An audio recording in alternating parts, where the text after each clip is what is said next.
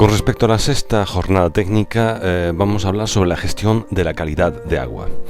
En el Real Decreto 140/2003 de 7 de febrero, por el que se regula y se establecen los criterios sanitarios de la calidad del agua de consumo humano, es la principal fuente de información respecto a lo que conlleva todo el conocimiento a los criterios de calidad que debe cumplir el agua de consumo. Por ello, es directriz básica para el tratamiento inicial o principal de los efluentes líquidos de las aguas residuales. Para que el agua sea salubre y limpia, es preciso disponer de agua de calidad. Para ello, es preciso un riguroso control desde el que se capta de la naturaleza para ser tratada y distribuida como agua de consumo humano. La vigilancia de las aguas comienza antes de que sean destinadas a su consumo, protegiendo zonas específicas y evitando procesos de contaminación. Aquí debemos hacer un breve paréntesis para que el alumno tiene que tener o debe comprender perfectamente los dos estadios de seguimiento o de posible demanda en el futuro que le puedan dar respecto a la gestión del agua. Una cosa es la gestión del agua tratada para un posterior consumo humano o consumo en factorías de riesgo o para cualquier otro proceso industrial, y otro es la gestión del agua que de alguna manera se va a verter en la naturaleza después de haber sufrido una transformación o una utilidad en un proceso industrial.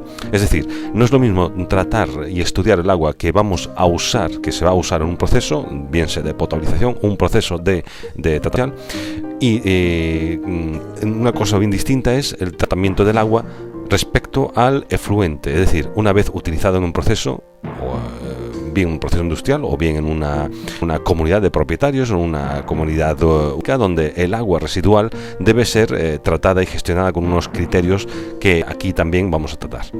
No obstante, es necesario saber que el agua en la naturaleza siempre contiene diversas sustancias sueltas, lo cual no significa necesariamente que esté contaminada. Por ejemplo, es frecuente que el tipo de terreno y las características del territorio donde son captadas condicionen la presencia de algunas sustancias, modificando su calidad. Una vez que el agua es captada, se somete a un tratamiento de potabilización y a un control sanitario para asegurar su idoneidad. Posteriormente, el agua es distribuida a la población. El Real Decreto 140/2003 efectivamente marca la pauta de todo lo que conlleva el conocimiento de unas condiciones que debe cumplir el agua para entrar en la vía de potabilización. Tenéis lo que es el objeto del decreto y establece que tiene por objeto establecer los criterios sanitarios que deben cumplir las aguas de consumo humano y las instalaciones que permiten su suministro desde la captación hasta el grifo del consumidor y el control de estas, garantizando su salubridad, calidad y limpieza, con el fin de proteger la salud de las personas de los efectos adversos derivados de cualquier tipo de contaminación de las aguas. En el artículo 2 vamos a emprender una serie de definiciones que a nuestro parecer es importante conocer. En la primera, respecto al agua de consumo humano, se refiere a todas aquellas aguas, ya sea en su estado original, ya sea después del tratamiento, utilizadas para beber, cocinar, preparar alimentos, higiene personal y para otros usos domésticos, sea cual fuere su origen e independientemente de que se suministren al consumidor a través de redes de distribución públicas o privadas, de cisternas, de depósitos públicos o privados. Todas aquellas aguas utilizadas en la industria alimentaria para fines de fabricación, tratamiento, conservación o comercialización de productos o sustancias destinadas al consumo humano, así como las utilizadas en la limpieza de las superficies, objetos y consumo humano, materiales que pueden estar en contacto con los alimentos. Y también se considera agua de consumo humano todas aquellas aguas suministradas para consumo humano como parte de una actividad comercial o pública con independencia del volumen medio diario de agua suministrado. La autoridad sanitaria se refiere a la Administración Sanitaria Autonómica competente u otros órganos de las comunidades autónomas en el ámbito de sus competencias. Como gestor y o gestores se define aquella persona o entidad pública o privada que sea responsable del abastecimiento o de parte del mismo o de cualquier otra actividad ligada al abastecimiento del agua de consumo humano. Abastecimiento se define como conjunto de instalaciones para la captación de agua, conducción, tratamiento de potabilización de la misma, almacenamiento, transporte y distribución del agua de consumo humano hasta la acometida de los consumidores, con la dotación y calidad previstas en esta disposición.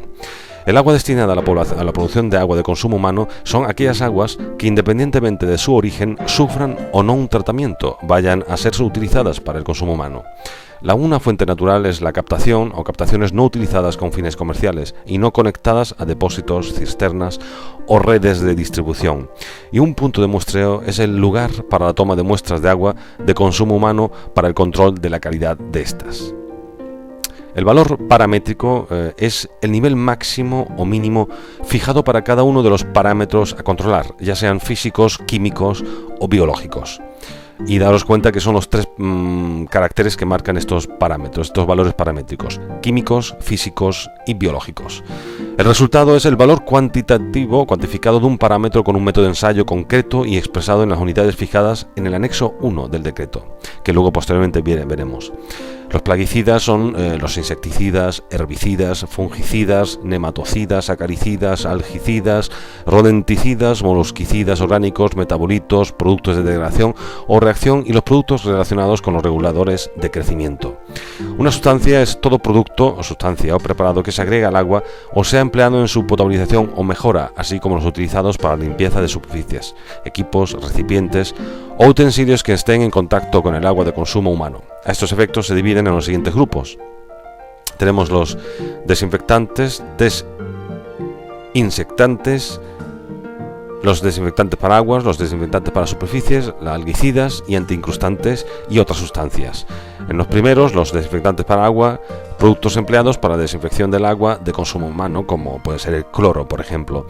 En desinfectantes para superficies, productos empleados para la desinfección de equipos, recipientes, utensilios para el consumo, superficies o tuberías relacionadas con la producción, transporte y almacenamiento y distribución del agua de consumo humano. Algicidas y antiincrustantes son productos que eliminan o impiden el desarrollo de algas en el agua destinada a la producción del agua de consumo humano o tengan acción antiincrustante o desincrustante. Y otras sustancias son todo producto que no esté incluido en los apartados anteriores, evidentemente. Y en el punto 12 se define lo que son las estaciones de tratamiento de agua potable, ETAP, conjunto de procesos de tratamiento de potabilización situados antes de la red de distribución y o depósito que contenga más de unidades que la propiamente dicha de desinfección. Ya veremos luego lo que son los tratamientos primarios, los tratamientos secundarios y el tratamiento terciario. El producto de construcción en contacto con agua de consumo humano es todo producto de construcción, de revestimiento utilizado en los procesos de montaje de las captaciones, conducciones, ETAPs, redes de abastecimiento y distribución, depósitos y cisternas e instalaciones interiores que estén situadas dentro o desde la captación hasta el grifo del consumidor. Una conducción es cualquier canalización que lleva el agua desde la captación hasta la estación de tratamiento o, en su defecto, al depósito de cabecera. Depósito es todo receptáculo o aljibe cuya finalidad sea almacenar agua de consumo humano ubicado en la cabecera o en tramos intermedios de la red de distribución. Una red de distribución es el conjunto de tuberías diseñadas para la distribución del agua de consumo humano desde la estación de tratamiento o desde los depósitos hasta la cometida del usuario. Y el punto de entrega es el lugar donde un gestor de una parte de abastecimiento entrega el agua al gestor de la siguiente parte del mismo o al consumidor. Recordemos que el agua es un bien preciado, no es gratis. Por ello es tan necesaria la correcta gestión del mismo, de este medio natural. La cometida es la tubería que enlaza la instalación interior del inmueble y la llave de paso correspondiente con la red de distribución. La instalación interior es el conjunto de tuberías, depósitos, conexiones y aparatos instalados tras la cometida y la llave de paso correspondiente que enlaza con la red de distribución. Y los aparatos de tratamiento en edificios es cualquier elemento o accesorio instalado tras la cometida o llave de paso en la entrada en la instalación interior en el grifo del consumidor con el objeto de modificar u optimizar la calidad del agua de consumo humano. La zona de abastecimiento es el área geográficamente definida y censada por la autoridad sanitaria a propuesta del gestor del abastecimiento o parte de este no superior al ámbito provincial en la que el agua de consumo humano provenga de una o varias captaciones y cuya calidad de las aguas distribuidas pueda considerarse homogénea en la mayor parte del año. Cada zona de abastecimiento vendrá definida por 4 determinantes: la denominación única dentro de cada provincia, el código de identificación, el número de habitantes abastecidos y el volumen medio diario de agua suministrada considerando el cómputo anual. Contactando con el decreto, que en la página web lo tenéis perfectamente recogido, Es importante echar un vistazo y ser capaces de identificar la capitulación del mismo y la estructura genérica, porque como gestores o como futuros consultores sí se nos va a exigir la capacidad inmediata nuestra de buscar, por ejemplo, cuáles son los valores paramétricos que debe cumplir el agua de consumo humano, o por ejemplo saber cuáles son los métodos oficiales que debe cumplir el laboratorio a la hora de nosotros pedir un análisis o una analítica, una comprobación del estadio del agua. Aquí hay que diferenciar entre unos valores de control diarios que diariamente hay que cometer y unos valores de control que la propia industria o la propia comunidad debe o tiene la opción de pedir a su gestor, a su empresa de abastecimiento de aguas. Como veis, el propio Real Decreto está conformado por una serie de artículos. En concreto son 30 artículos. Después de las disposiciones vemos la parte interesante, que son los anexos. El anexo 1, que son los parámetros y valores paramétricos. El anexo 2, que se conforma en dos partes: sustancia destinada al tratamiento de agua y las sustancias biocidas. El anexo 3, laboratorios de control de la calidad del agua de consumo humano y qué tienen que cumplir. El anexo 4 es el que conforma los métodos de ensayo. El anexo 5 da el número mínimo de muestras para las aguas de consumo humano suministradas a través de una red de distribución o utilizada en la industria alimentaria. Las notificaciones de incumplimiento, el anexo 8 sobre la sustancia utilizada en el tratamiento de potabilización, y luego, por último, el productos de construcción en contacto con aguas en el consumo humano. Si nos vamos al anexo 1, rápidamente podemos ver cómo nos deriva a unas tablas. En primer lugar, los valores o parámetros o valores paramétricos conformamos los parámetros microbiológicos, y veréis que viene una tabla que conforma la especie biológica, digamos las bacterias, la Escherichia coli, la Enterococos y Clostridium perfringens, y marca las pautas de incumplimiento. Deben marcar 0 unidades de formación de colonia, UFC, el acrónimo de unidades de formación de colonia, en 100 mililitros de muestra. Lo mismo para el Enterococo y lo mismo para el Clostridium perfringens. Estos son parámetros que debemos conocer. Respecto a la nota 1, vemos cuando la determinación sea positiva y exista una turbidez mayor a 5 unidades de formación, se determinarán en la salida de la estación de tratamiento o depósito si la autoridad sanitaria lo considera oportuno, Cryptosporium o otro microorganismo o parásitos. Y hasta el 1 de enero de 2004 se podía determinar Clostridium sulfito reductor en vez del Clostridium perfringens. Eso ya evidentemente ha cambiado. Respecto a los parámetros químicos, tenéis la tabla B y podéis ver cómo conforma una serie de valores, aquí con la pequeña modificación que ya no debemos hacer caso porque era hasta el 2003, y vemos que el antimonio, por ejemplo, se marca su límite en 5 microgramos litro, arsénico, benceno, estos dos primeros son metales o semimetales, el benceno es compuesto orgánico, benzoalfapirenos, el boro, bromatos, el cadmio, el cianuro, el cobre, el cromo. Vemos como el cromo establece un nivel de 50 microgramos por litro, dicloretano, otros disolventes, fluoruros, hidrocarburos policíclicos aromáticos, lo que son los HPA, la suma de los benzobetafluorantenos, benzoperileno, indeno, mercurio, microcistina, níquel, nitratos, nitritos, todo perfectamente definido. Total de plaguicidas, plaguicida individual que no podemos superar, como aldran, dieldrin, heptacloro epóxido, el plomo también marcado con un límite, como podéis ver, que oscila o llega hasta 25 microgramos hoy en día por litro, el selenio, los trialometanos, y veis toda la distribución: tetracloroetileno, tricloroeteno, sin marcar o marcando las sumas en 10 microgramos al litro. Respecto a la columna B2, tenemos los parámetros químicos que se controlan según las especificaciones del producto. Tenemos la referencia de la acrilamina, epicloridrina o cloruro de vinilo.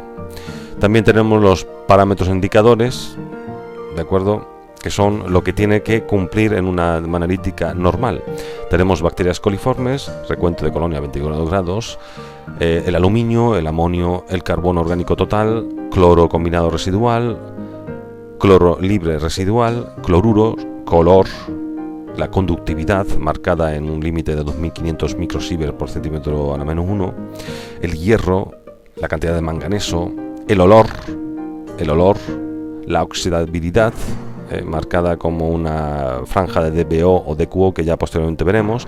El pH, cuyo valor paramétrico mínimo está en 6,5 de pH o 9,5 el máximo, que también tenéis un vídeo de apoyo donde veis perfectamente la manera de calcular la DBO y la DQO. Y el pH, el sabor, el nivel de sodio, el nivel de sulfato y luego la turbidez. La turbidez que también se calcula perfectamente. Respecto a la tabla D, tenemos que también marca unos límites de radioactividad, que está conformada en una dosis indicativa total no máxima, no superior a 0,1 milisievert año de tritio, y haciendo una distinción entre la actividad en radiación alfa y en beta.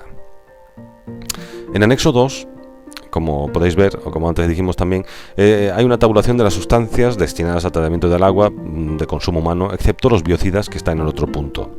Aquí, ¿en qué varía? Pues tenéis, por ejemplo, la utilización del ácido clorhídrico, por ejemplo.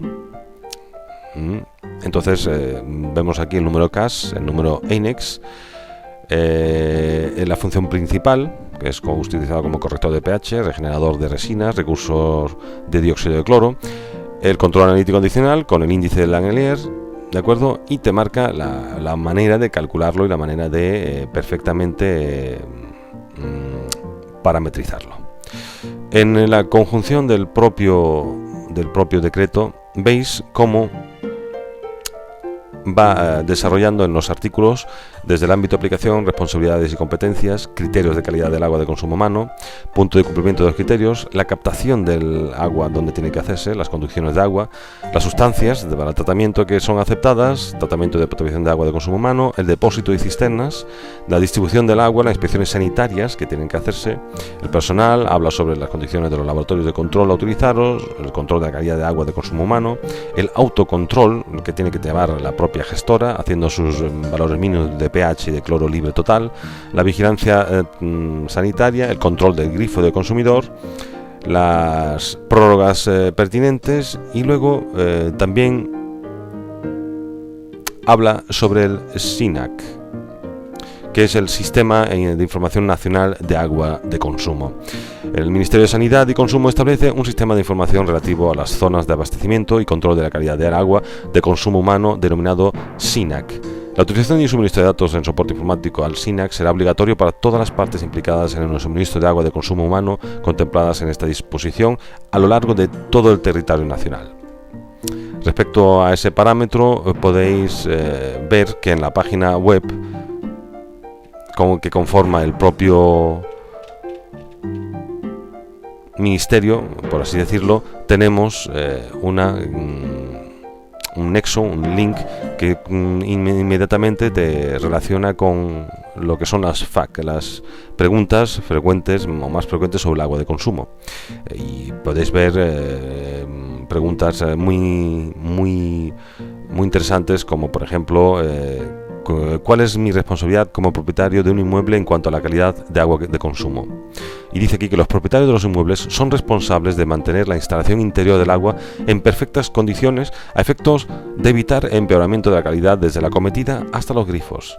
Es decir, hay una penalidad implícita en la responsabilidad. ¿Quién puede darse de alta en el acceso profesional del SINAC? Se puede dar de alta en acceso profesional el personal vinculado profesionalmente a las entidades públicas o privadas que gestionan los abastecimientos y las infraestructuras, las captaciones, las estaciones de tratamiento, depósitos, redistribución, y los laboratorios públicos o privados que realicen controles de agua de consumo humano, la Administración Sanitaria competente, el Ministerio de Sanidad y Consumo, así como otros organismos públicos con competencia en agua de consumo. Aquí tenéis un montón de enlaces que para mayor estudio podéis ir profundizando.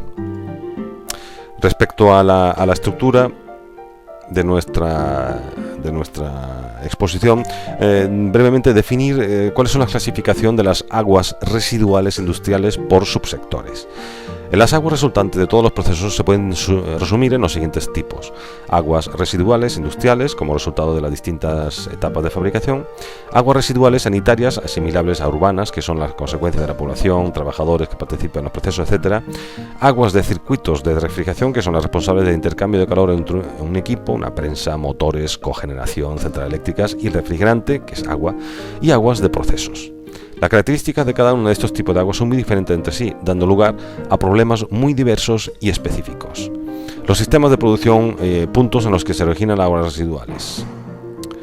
Las aguas residuales industriales y de proceso proceden de la limpieza de línea de producción, envases y depósitos, así como de la limpieza de las diferentes maquinarias empleadas en el proceso industrial, bombos de modulación, tanques de agitación, reactores, etc. Las principales características y problemas más importantes que aparecen en las aguas de este tipo son la presencia de metales pesados procedentes de las materias primas empleadas en el proceso industrial, evidente, que forman cationes solubles o complejos metálicos. Un importante contaminante es el boro, que es un elemento habitual en la composición de fritas y esmaltes, detergentes, etc., y que en disoluciones se presenta como borato, anión muy soluble que resulta imposible de eliminar con los tratamientos convencionales, de modo que si se encuentra en el agua de vertido permanece en los acuíferos contaminándolos. La materia orgánica en suspensión y disuelta, que es la responsable de la aparición de malos olores, espumas y biomasas. Dicha materia orgánica procede de la limpieza de contenedores, tanques de agitación, reactores, etc. Es la responsable del aumento de la demanda química de oxígeno, DQO. La descomposición de dicha materia orgánica produce malos olores y fouling o biomasa que en el interior de las tuberías da lugar a la proliferación de flora bacteriana. Generación de importante volumen de fangos como consecuencia del proceso de depuración y que deben transportarse hasta el punto de gestión. Este tipo de aguas residuales industriales se depuran mediante un procedimiento físico-químico por decantación o por flotación.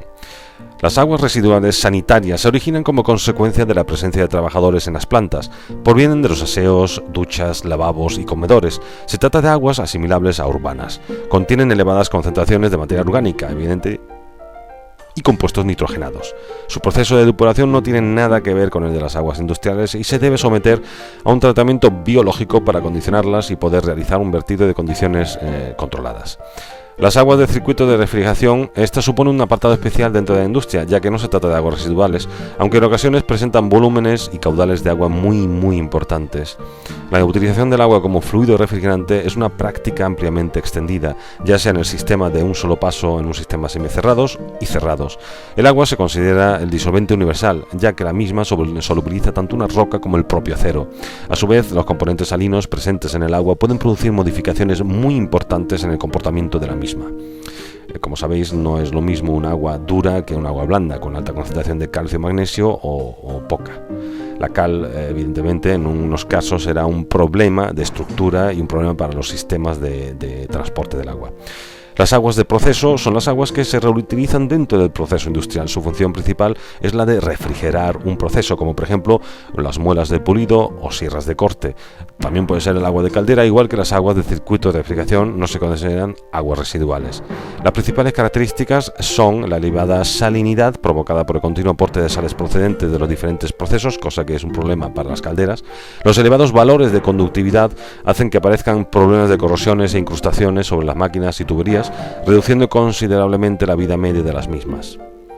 En este tipo de aguas resulta imprescindible establecer un régimen de purgas adecuado dentro del circuito para mantener el contenido salido dentro de unos valores adecuados. Es por ello que la utilización de este líquido refrigerante está siempre acompañado de medidas correctoras sobre la calidad de la misma o sobre los efectos que su uso produce sobre las superficies en contacto. El agua frecuentemente es la causa de problemas de corrosión y o incrustación en los sistemas de agua de proceso. Estos problemas están normalmente asociados a la aparición también de fouling o biofouling, o lo que un correcto tratamiento de agua debe contemplar todos estos aspectos para eliminarlos o reducirlos a fin de obtener la máxima eficacia del sistema. En cualquier caso, los tratamientos propuestos siempre deben acompañarse de un eficaz régimen de purgas que mantenga los valores de salinidad dentro de unos márgenes adecuados. Con esto damos por finalizado este breve espacio hablando sobre la gestión y calidad del agua. Os invito a que estudiéis los vídeos complementarios respecto a lo que es el tratamiento, el análisis, el cálculo del pH, el cálculo de la tasa de oxígeno, la conductividad y también valores sobre como la tasa de oxígeno en el agua. Muchas gracias por vuestra atención y hasta la próxima.